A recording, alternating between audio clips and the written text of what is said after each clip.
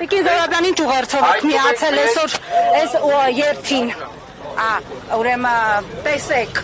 նույնիսկ ամենավատթարագույն երազում հնարավոր չէ պատկերացնել, որ այսօր ահա այստեղ հավաքվելու են հազարավոր քաղաքացիներ, օկուպանտ, կոլաբորանտ, թրքահպատակ, ազգապարտան իշխանություններից հայ առաքելական եկեղեցին ամենայն հայոց կաթողիկոսին սատարելու եւ պաշտպանելու համար։ Երևի հայոց պատմության մեջ եզակի են եղել այս կարգի դրվագները, երբ որ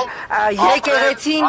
կարիք է ունեցել իր զավակների պաշտպանությանը։ Եվ այսօր տեսնում ենք մի իշխանություն, երբ որ տարածաշրջանը տրաքում է, 3 Միացյալ Նահանգները հարված են Իրանի 3 լրջագույն միջուկային օբյեկտների, տարածաշրջանը կանգնած է Չեռնոբիլ դառնալուց 5 րոպե պակաս, եւ այսօր մենք ստիպված ենք այս երթով եկեղեցական այս կարևորագույն տոնին քայլել դեպի մայրաթող, մեր սատարումը հայտնելու հայ առաքելական եկեղեցուն եւ վեհապարին եւ այն բարերարներին, այն զավակներին հայ առաքելական եկեղեցու իդեմս Սամվել Կարապետյանի, ովքեր ընդամենը ասել են, որ մենք կանգնելու ենք հայ առաքելական եկեղեցու կողքը։ Ես մի դրվագ հիշեցնեմ, 2014 թվականն էր, Սամվել Կարապետյանը կարծեմ 25 միլիոն դոլար էր ներդրել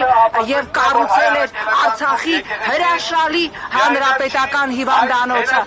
Հիվանդանոցի բացման օրը ես Ստրասբուրգում էի, ինձ մոտեցավ ադրբեջանական պատվիրակության անդամ, ադրբեջանցի բնականաբար Ռովշան Ռզայևը, ով հրաշալի խոսում էր հայերեն, որովհետև ծնվել էր Շուշիում եւ ասաց գալու է օրը եւ մենք կտրելու ենք Սամվել Կարապետյանի ձեռքը եւ այս հիվանդանոցը վերցնելու ենք։ Ես Ռովշան Ռզայևին բնականաբար ուղարկեցի 3 տարի ուղղությամբ եւ մեզանից որևէ մեկը այն ժամանակ չէր կարող պատկերացնել, որ այո գալու է մի օր եւ մենք ունենալու ենք իշխանություն, ով կալանավորելու է ընդամենը եկեղեցու կողքը կանգնելու համար, կալանավորելու է Սամվել Կարապետյանին եւ այո Արցախը ամբողջությամբ, որտեղ հսկայական ներդրում էր արել Սամվել Կարապետյանը, հանձնելու է Թուրքին։ Այո, այստեղ հավաքված են մարդիկ, ովքեր բառացի կրկնում են այն բառերը, ինչ որ ասել է Սամվել Կարապետյանը։ Մենք բոլորս